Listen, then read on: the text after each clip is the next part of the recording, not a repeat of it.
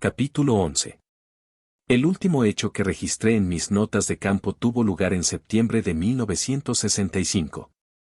Fue la última de las enseñanzas de Don Juan. Lo llamé un estado especial de realidad no ordinaria porque no los produjo ninguna de las plantas que yo había usado con anterioridad. Al parecer Don Juan lo provocó por medio de una manipulación cuidadosa de indicaciones acerca de sí mismo, es decir, se portó frente a mí en una forma tan hábil que creó la impresión clara y sostenida de no ser realmente el mismo, sino alguien que lo suplantaba. Como resultado, experimenté un profundo sentido de conflicto, quería creer que se trataba de Don Juan, y sin embargo no podía estar seguro. La concomitante del conflicto fue un terror consciente tan agudo que minó mi salud por varias semanas. Después pensé que habría sido prudente poner fin entonces a mi aprendizaje. Desde aquel tiempo, nunca he sido participante, pero Don Juan no ha cesado de considerarme aprendiz. Ha visto en mi retiro solo un periodo necesario de recapitulación, otro paso de aprendizaje, que puede durar indefinidamente. Sin embargo, desde entonces, jamás me ha expuesto sus conocimientos. Escribí la crónica detallada de mi última experiencia casi un mes después de que ocurrió, aunque tenía ya copiosas notas sobre sus puntos destacados, escritas al día siguiente, durante las horas de gran agitación emotiva que precedieron al punto más intenso de mi terror. Viernes, 29 de octubre, 1965. El jueves 30 de septiembre de 1965 fui a ver a Don Juan. Los estados breves y someros de realidad no ordinaria persistían a pesar de mis deliberados intentos por ponerles fin, o sacudírmelos de encima como Don Juan había sugerido. Yo sentía que mi condición iba empeorando, pues aumentaba la duración de tales estados. Tomé conciencia aguda del ruido de los aeroplanos. El ruido de sus motores al pasar por encima captaba inexorablemente mi atención y la fijaba, hasta el punto en que me parecía seguir al avión como si fuera dentro de él o volara con él. Esta sensación era muy molesta. La incapacidad de sacudírmela me producía una honda angustia. Don Juan, tras escuchar atentamente todos los detalles, concluyó que yo sufría de pérdida del alma. Le dije que tenía estas alucinaciones desde la vez que fumé los hongos, pero él insistió en que eran cosa nueva. Dijo que antes yo tenía miedo y soñaba cosas sin sentido, pero que ahora estaba en verdad embrujado. La prueba era que el ruido de los aviones en vuelo podía arrastrarme. Por lo común, dijo, el ruido de un arroyo o de un río puede atrapar a un embrujado que ha perdido el alma y arrastrarlo a su muerte. Luego me pidió describir todas mis actividades durante la época anterior a las alucinaciones. Enumeré todas las actividades que pude recordar. Y de mi recuento, él dedujo el sitio donde yo había perdido el alma. Don Juan parecía francamente preocupado, cosa del todo insólita en él. Esto, como es natural, aumentó mi aprensión. Dijo que no tenía idea definida de quién había atrapado mi alma, pero quienquiera que fuese pretendía sin duda matarme o enfermarme de gravedad. Luego me dio instrucciones precisas acerca de una forma para pelear, una posición corporal específica que yo debería mantener, permaneciendo en mi sitio benéfico. Tenía que conservar esta postura que él llamaba forma. Le pregunté a qué venía todo eso y con quién iba yo a pelear. Repuso que él iría a ver quién había tomado mi alma y si era posible recuperarla. Mientras tanto, yo debía permanecer en mi sitio hasta su regreso. La forma para pelear era en realidad una precaución, dijo, en caso de que algo ocurriese durante su ausencia, y yo debía usarla si me atacaban. Consistía en palmotear contra la pantorrilla y el muslo de mi pierna derecha y dar de saltos con el pie izquierdo en una especie de danza que yo había de ejecutar enfrentando al atacante. Me advirtió que la forma debía adoptarse solo en momentos de crisis extrema, mientras no hubiera peligro a la vista, yo podía estar simplemente sentado en mi sitio, con las piernas cruzadas. Pero en circunstancias de peligro extremo, tenía el recurso de un último medio de defensa, arrojar un objeto contra el enemigo. Me dijo que por lo común se arroja un objeto de poder, pero como yo no tenía ninguno me era forzoso usar cualquier piedra que cupiese en la palma de mi mano derecha, una piedra que yo pudiera sostener apretada entre la palma y el pulgar. Dijo que tal técnica debía usarse solo si uno se hallaba indudablemente en peligro de perder la vida. El lanzamiento del objeto tenía que acompañarse con un grito de guerra, un alarido con la propiedad de dirigir el objeto a su blanco. Insistió en recomendarme cuidado y deliberación con el grito, y no emplearlo al azar, sino solo con severas condiciones de seriedad. Le pregunté qué quería decir con severas condiciones de seriedad. Dijo que el clamor, o grito de guerra, era algo que se quedaba con un hombre toda la vida, por eso tenía que ser bueno desde el principio. Y la única manera de empezarlo correctamente era retener el miedo y la prisa naturales de uno hasta hallarse lleno por entero de poder, y entonces el alarido brotaría con dirección y fuerza. Dijo que estas eran las condiciones de seriedad necesarias para soltar el grito. Le pedí explicación sobre el poder que supuestamente lo llenaba a uno antes del clamor. Dijo que era algo que corría a través del cuerpo saliendo de la tierra donde uno estaba parado, era una especie de poder emanado del sitio benéfico, para ser exactos. Era una fuerza que empujaba el alarido para hacerlo salir. Si tal fuerza se manejaba debidamente, el grito de batalla sería perfecto. De nuevo le pregunté si pensaba que algo iba a ocurrirme. Dijo no saber nada de eso y me advirtió dramáticamente quedarme pegado a mi sitio cuanto fuese necesario, porque esa era la única protección que yo tenía contra cualquier cosa que pudiera pasar. Empecé a asustarme, le supliqué ser más explícito. Dijo que todo cuanto sabía era que yo no debía moverme en ninguna circunstancia, no debía entrar en la casa ni ir al matorral. Sobre todo, dijo, no debía hablar una sola palabra, ni siquiera a él. Dijo que si me daba mucho miedo podía cantar mis canciones de mezcalito, y añadió que yo ya sabía demasiado sobre estos asuntos para que fuera necesario señalarme, como a un niño, la importancia de hacer todo correctamente. Sus admoniciones me provocaron un estado de angustia profunda. Estuve seguro de que él esperaba que algo ocurriese. Le pregunté por qué me recomendaba cantar las canciones de mezcalito, y qué cosa creía él que fuera a asustarme. Rió y dijo que tal vez me diese miedo de estar solo. Entró en la casa y cerró la puerta tras de sí. Miré mi reloj. Eran las 7 de la tarde. Estuve sentado en calma un largo rato. No salían ruidos del cuarto de don Juan. Todo estaba tranquilo, hacía viento. Pensé en correr a mi coche a sacar una mampara, pero no me atreví a actuar contra el consejo de don Juan. No tenía sueño, sino cansancio. El viento frío me imposibilitaba descansar. 4 horas después oí a don Juan caminar en torno a la casa. Pensé que podía haber salido por la parte trasera para orinar en el matorral.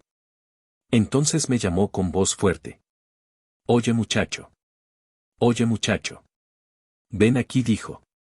Casi me levanté para ir con él. Era su voz, pero no su tono, ni sus palabras de costumbre.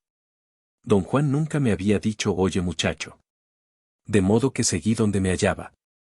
Un escalofrío corrió a lo largo de mi espalda. Él empezó a gritar de nuevo, usando la misma frase o una similar. Lo oí dar vuelta a la pared trasera de su casa. Tropezó con una pila de leña como si no supiera que estaba allí. Luego llegó al zaguán y se sentó junto a la puerta, con la espalda contra la pared. Parecía más pesado que de costumbre. Sus movimientos no eran lentos ni torpes, solo más pesados. Se dejó caer a plomo en el suelo, en vez de deslizarse ágilmente como solía. Además, ese no era su sitio, y don Juan nunca, en ninguna circunstancia, se sentaba en ningún otro lugar. Entonces volvió a hablarme. Preguntó por qué me había yo negado a ir cuando él me necesitaba. Hablaba con voz fuerte. Yo no quería mirarlo, y sin embargo experimentaba una urgencia compulsiva de observarlo.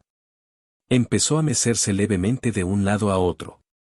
Cambié de postura, adopté la forma para pelear que él me enseñó, y me volví a encararlo. Mis músculos estaban tiesos y extrañamente tensos. No sé qué me movió a adoptar la forma de pelea, acaso fue el creer que don Juan quería asustarme creando la impresión de que, en realidad, la persona que yo estaba viendo no era el mismo. Pensé que ponía mucho cuidado en hacer cosas fuera de costumbre, para implantar la duda en mi mente. Tuve miedo, pero aún así me sentía por encuna de todo aquello, porque de hecho me hallaba evaluando y analizando la secuencia completa. En ese punto, don Juan se levantó. Sus movimientos fueron completamente desconocidos. Puso los brazos frente al cuerpo y se empujó hacia arriba, alzando primero la espalda, luego asió la puerta y enderezó la parte superior del cuerpo. Me asombró la honda familiaridad que yo tenía con sus movimientos y el sentimiento terrible que él creaba al hacerme ver un Don Juan que no se movía como Don Juan. Dio unos pasos hacia mí. Sostenía con ambas manos la parte inferior de su espalda, como si tratara de enderezarse o sufriera un dolor. Gemía y resoplaba. Parecía tener tapada la nariz. Dijo que me iba a llevar, y me ordenó levantarme y seguirlo. Caminé hacia el lado oeste de la casa. Cambié de posición para encararlo. Se volvió hacia mí. Yo no me moví de mi sitio, estaba pegado a él. «Oye muchacho», vociferó. «Te dije que vengas conmigo. Si no vienes te llevo a empujones». Se me acercó. Empecé a golpearme la pantorrilla y el muslo y a bailar a prisa. Don Juan llegó al filo del zaguán, frente a mí, y casi me tocó. Frenéticamente dispuse mi cuerpo para adoptar la posición de lanzamiento, pero él cambió de dirección y se alejó hacia los matorrales a mi izquierda. En cierto momento, mientras se alejaba, se volvió de pronto, pero yo le daba la cara. Se perdió de vista. Conservé la postura de pelea un rato más, pero como ya no lo vi me senté de nuevo con las piernas cruzadas y la espalda contra la roca. A estas alturas me hallaba realmente asustado. Quise huir corriendo, pero esa idea me aterraba más aún. Sentí que, si él me atrapaba en el camino a mi coche, quedaría completamente a su merced. Empecé a cantar las canciones de peyote que sabía. Pero sentía de algún modo que allí eran impotentes. Solo servían de pacificador, pero me serenaron. Las canté una y otra vez. A eso de las 2:45 de la mañana oí un ruido dentro de la casa. Inmediatamente cambié de postura. La puerta se abrió de golpe y don Juan salió trastabillando. Boqueaba y se agarraba la garganta. Se arrodilló frente a mí y gimió. Me pidió, en voz aguda y chillona, ir a ayudarlo. Luego vociferó nuevamente y me ordenó ir. Hacía ruidos de gargarismo. Me suplicó ir a ayudarlo, porque algo lo ahogaba. Se arrastró sobre las manos y las rodillas hasta hallarse a poco más de 1 metro. Extendió las manos hacia mí. «Ven acá», dijo. Entonces se levantó. Sus brazos estaban extendidos en mi dirección. Parecía dispuesto a aferrarme. Pateé el suelo y me di palmadas en la pantorrilla y el muslo. Estaba fuera de mí. Don Juan se detuvo y caminó hacia el costado de la casa y se internó entre los matorrales. Cambié de postura para encararlo. Luego volví a sentarme. Ya no quería cantar. Mi energía parecía desgastarse. Todo el cuerpo me dolía, cada músculo estaba tieso y dolorosamente contraído. No sabía qué pensar. No podía decidir si enojarme con don Juan o no. Pensé en saltarle encima, pero de alguna manera supe que él me derribaría de golpe como a un insecto. Tuve verdaderas ganas de llorar. Experimentaba una honda desesperanza, la idea de que don Juan iba a tales extremos por asustarme provocaba en mí una sensación de llanto. Me resultaba imposible hallar un motivo para su tremendo despliegue histriónico, sus movimientos eran tan habilidosos que me confundían. No era como si tratara de moverse como mujer, era como si una mujer tratara de moverse igual que don Juan. Tuve la impresión de que esa mujer intentaba en verdad caminar y moverse con la deliberación de don Juan, pero era demasiado pesada y no tenía la ligereza de don Juan. Quien estuviera frente a mí creaba la impresión de ser una mujer pesada, de menos edad, tratando de imitar los movimientos lentos de un anciano ágil. Estos pensamientos me arrojaron a un estado de pánico. Un grillo empezó a clamar ruidosamente, muy cerca de mí. Noté la riqueza de su tono, imaginé que tenía voz de barítono. El canto empezó a disolverse. De pronto, todo mi cuerpo se contrajo. Volví a adoptar la forma de lucha y encaré la dirección de donde había venido el canto del grillo. El sonido me estaba atrapando, había empezado a atraparme antes de que yo me diera cuenta de que solamente era como de grillo. El sonido se acercó de nuevo. Se hizo terriblemente fuerte. Empecé a cantar mis canciones de peyote, más y más alto. De pronto el grillo cayó. Inmediatamente me senté, pero seguí cantando. Un momento después vi la figura de un hombre correr hacia mí, viniendo de la dirección opuesta al llamado del grillo. Palmoteé sobre mi muslo y mi pantorrilla y pateé vigorosa, frenéticamente. La figura pasó muy aprisa, casi tocándome. Parecía un perro. Experimenté un miedo tan espantoso que quedé insensible. No recuerdo haber sentido ni pensado nada más. El rocío de la mañana fue refrescante. Me sentí mejor. El fenómeno, fuera lo que fuese, parecía haberse retirado. Eran las 5:48 de la mañana cuando don Juan abrió calladamente la puerta y salió. Estiró los brazos, bostezando, y me miró. Dio 2 pasos hacia mí, prolongando su bostezo. Vi sus ojos mirar a través de párpados entornados. Me levanté de un salto, supe entonces que quienquiera, o lo que fuera, que estuviese frente a mí, no era don Juan. Recogí del suelo una piedra pequeña, con filos agudos. Estaba junto a mi mano derecha. No la miré, únicamente la sostuve apretándola con el pulgar contra los dedos extendidos. Adopté la forma que don Juan me había enseñado. En cuestión de segundos, sentí que me llenaba un extraño vigor. Entonces grité y arrojé la piedra. Me pareció un clamor magnífico. En ese momento, no me importaba vivir ni morir. Sentí que el grito era estremecedor en su potencia. Era penetrante y prolongado, y en verdad dirigió mi puntería. La figura frente a mí osciló y chilló y trastabilló hacia el costado de la casa, para internarse de nuevo en el matorral. Tardé horas en calmarme. Ya no pude tomar asiento, trotaba de continuo en el mismo sitio. Tenía que respirar por la boca para recibir aire suficiente. A las 11 de la mañana don Juan volvió a salir. Yo iba a dar un salto, pero los movimientos eran suyos. Fue derecho a su sitio y se sentó como solía. Me miró y sonrió. Era don Juan. Fui a él y, en vez de enojarme, besé su mano. Creía realmente que él no había actuado para crear un efecto dramático, sino que alguien lo había suplantado para hacerme daño o matarme. La conversación se inició con especulaciones sobre la identidad de una persona femenina que supuestamente había tomado mi alma. Luego don Juan me pidió contarle cada detalle de mi experiencia. Narré toda la secuencia de eventos en una forma muy deliberada. Él rió todo el tiempo, como si fuera un chiste. Cuando terminé, dijo: «Te fue bien. Ganaste la batalla por tu alma. Pero el asunto es más serio de lo que yo creía. Anoche tu vida no valía ni un carajo. Tu buena suerte fue que sabías lo suficiente y te defendiste. De no haber tenido un poco de preparación, ahorita estarías muerto, porque lo que te visitó anoche traía ganas de acabar contigo. ¿Cómo es posible, don Juan, que alguien tomara la forma de usted? Muy sencillo. Lo que te visitó anoche es una diablera y tiene un buen ayudante del otro lado. Pero no fue muy buena para tomar mi apariencia, y tú diste con el truco. ¿Un ayudante del otro lado es lo mismo que un aliado? No, un ayudante es la ayuda de un diablero. Un ayudante es un espíritu que vive del otro lado del mundo y ayuda al diablero a causar enfermedad y dolor. Lo ayuda a matar. ¿Puede un diablero tener también un aliado, don Juan?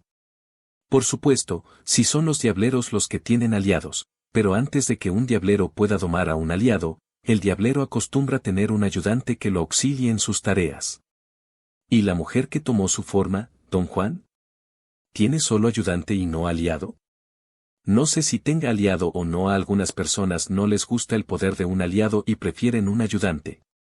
Domar un aliado es trabajo duro. Sea más fácil conseguir un ayudante del otro lado. ¿Piensa usted que yo podría conseguir un ayudante? Para saberlo, tienes que aprender mucho más. Estamos otra vez al principio, casi como el primer día que viniste a pedirme hablar de mezcalito, y yo no podía porque no me habrías entendido ni una palabra. Ese otro lado es el mundo de los diableros. Creo que lo mejor será decirte lo que yo creo y siento, como lo hizo mi benefactor. Él era diablero y guerrero, su vida se inclinaba hacia la fuerza y la violencia del mundo. Pero yo no soy ninguna de las dos cosas. Esa es mi naturaleza. Tú has visto mi mundo desde el principio. En cuanto a enseñarte el camino de mi benefactor, nada más puedo dejarte en la puerta, y tú tendrás que decidir solo, tendrás que aprenderlo por tu propia cuenta. Debo reconocer ahora que cometí un error contigo. Habría sido mucho mejor, ahora lo veo, empezar como yo mismo empecé. Así es más fácil darse cuenta de cuán sencilla y a la vez cuán profunda es la diferencia. Un diablero es un diablero y un guerrero es un guerrero. O se puede ser las dos cosas. Hay bastante gente que es las dos cosas. Pero un hombre que solo recorre los caminos de la vida lo es todo. Hoy no soy ni guerrero ni diablero. Para mí ya no hay nada de eso. Para mí solo recorrer los caminos que tienen corazón, cualquier camino que tenga corazón. Esos recorro, y la única prueba que vale es atravesar todo su largo. Y esos recorro mirando, sin aliento. Hizo una pausa. Su rostro reflejaba un estado de ánimo peculiar, parecía inusitadamente serio. Yo no sabía qué preguntar ni qué decir. Don Juan prosiguió. La cosa que hay que aprender es cómo llegar a la raja entre los mundos y cómo entrar en el otro mundo. Hay una raja entre los dos mundos, el mundo de los diableros y el mundo de los hombres vivos. Hay un lugar donde los dos mundos se montan el uno sobre el otro. La raja está allí. Se abre y se cierra como una puerta con el viento. Para llegar allí, un hombre debe ejercer su voluntad. Debe, diría yo, desarrollar un deseo indomable, una dedicación total. Pero debe hacerlo sin ayuda de ningún poder ni de ningún hombre. El hombre solo debe reflexionar y desear hasta el momento en que su cuerpo esté listo para emprender el viaje. Ese momento se anuncia con un temblor prolongado de los miembros y vómitos violentos. Por lo general, el hombre no puede dormir ni comer, y se va gastando. Cuando las convulsiones ya no cesan, el hombre está listo para partir, y la raja entre los mundos aparece enfrente de sus ojos como una puerta monumental, una rendija que sube y baja. Cuando se abre, el hombre tiene que colarse por ella. Del otro lado de esa frontera es difícil distinguir. Hace viento, como polvareda. El viento se arremolina. El hombre debe entonces caminar en cualquier dirección. El viaje será corto o largo, según su fuerza de voluntad. Un hombre de voluntad fuerte hace viajes cortos. Un hombre débil, indeciso, viaja largo y con dificultades. Después de este viaje, el hombre llega a una especie de meseta. Se pueden distinguir con claridad algunos de sus rasgos. Es un plano encima de la tierra. Se le reconoce por el viento, que allí sopla todavía más fuerte, golpea, ruge por todo el derredor. En la parte más alta de esa meseta está la entrada al otro mundo. Y hay una especie de piel que separa los dos mundos, los muertos la atraviesan sin ruido, pero nosotros tenemos que romperla con un grito. El viento reúne fuerza, el mismo viento indómito que sopla en la meseta. Cuando el viento ha juntado fuerza suficiente, el hombre tiene que gritar y el viento lo empuja al otro lado. Aquí también su voluntad debe ser inflexible, para poder combatir al viento. Todo lo que necesita es un empujón suave, y no que el viento lo mande al fin del otro mundo. Una vez que está del otro lado, tiene que vagar por allí. Su buena suerte sería encontrar un ayudante cerca, no muy lejos de la entrada. El hombre tiene que pedirle ayuda. En sus propias palabras, tiene que pedir al ayudante que lo instruya y lo haga diablero. Cuando el ayudante acepta, mata al hombre allí mismo, y mientras está muerto le enseña. Cuando hagas el viaje, a lo mejor encuentras a un gran diablero en el ayudante que te mate y te enseñe, eso depende de tu suerte. Pero las más de las veces uno encuentra brujos de mala muerte sin gran cosa que enseñar. Pero ni tú ni ellos tienen el poder de negarse. El mejor de los casos es hallar un ayudante macho para no caer en manos de una diablera que lo haga a uno sufrir en forma increíble. Las mujeres siempre son así. Pero eso depende de la pura suerte, a no ser que el benefactor de uno sea también un gran diablero, caso en el cual tendrá muchos ayudantes en el otro mundo y puede mandarlo a uno a ver a un ayudante en particular. Mi benefactor era uno de esos hombres. Me guió al encuentro de su espíritu ayudante. Después de que regreses, ya no serás el mismo. Estás comprometido a volver y haber seguido a tu ayudante. Y estás comprometido a alejarte más y más de la entrada, hasta que por fin un día irás demasiado lejos y no podrás regresar. A veces un diablero pesca un alma y la empuja por la entrada y la deja a la custodia de su ayudante mientras él le roba a la persona toda su voluntad. En otros casos, el tuyo por ejemplo, el alma pertenece a una persona de voluntad fuerte, y el diablero solo puede guardarla en su morral, porque es demasiado difícil llevársela al otro lado. En tales casos, como en el tuyo, una batalla puede resolver el problema, una batalla en que el diablero se juega el todo por el todo. Esta vez perdió el combate y tuvo que soltar tu alma. De haber ganado, se la llevaba a su ayudante para que se quede con ella. ¿Pero cómo le gané? No te moviste de tu sitio. Si te hubieras apartado 1 centímetro, te habría hecho polvo. La diablera escogió el momento en que yo no estaba como la mejor hora para atacar, y lo hizo bien. Falló porque no contaba con tu propia naturaleza, que es violenta, y también porque no te saliste del sitio en el que eres invencible. ¿Cómo me habría matado de haberme movido? Te habría golpeado como un rayo. Pero sobre todo se habría quedado con tu alma, y tú te habrías ido gastando. ¿Qué va a suceder ahora, don Juan? Nada. Recobraste tu alma. Fue una buena batalla anoche, aprendiste muchas cosas. Después nos pusimos a buscar la piedra que yo había lanzado. Don Juan dijo que, de encontrarla, podríamos estar absolutamente seguros de que el asunto había terminado. Buscamos durante casi 3 horas. Yo tenía el sentimiento de que la reconocería. Pero no pude. Ese mismo día, empezando a anochecer, don Juan me llevó a los cerros cerca de su casa. Allí me dio instrucciones largas y detalladas sobre procedimientos específicos de pelea. En determinado momento, mientras repetía ciertos pasos prescritos, me hallé solo. Había subido corriendo una ladera y estaba sin aliento. Sudaba en abundancia, pero tenía frío. Llamé varias veces a don Juan, pero no contestó, y empecé a experimentar una aprensión extraña. Oí un crujir en el matorral, como si algo viniera hacia mí. Escuché atentamente, pero el ruido cesó. Luego volvió a oírse, más fuerte y más cerca. En ese instante se me ocurrió que iban a repetirse los eventos de la noche anterior. En cuestión de segundos, mi miedo creció fuera de toda proporción. El crujir en las matas se acercó más, y mi fuerza menguó. Quería gritar o llorar, correr o desmayarme, mis rodillas se vencieron, caí por tierra, chillando. Ni siquiera pude cerrar los ojos. Después de eso, solo recuerdo que don Juan encendió una hoguera y frotó los músculos agarrotados de mis brazos y piernas. Permanecí varias horas en un estado de profunda zozobra. Más tarde, don Juan explicó mi reacción desproporcionada como un hecho común.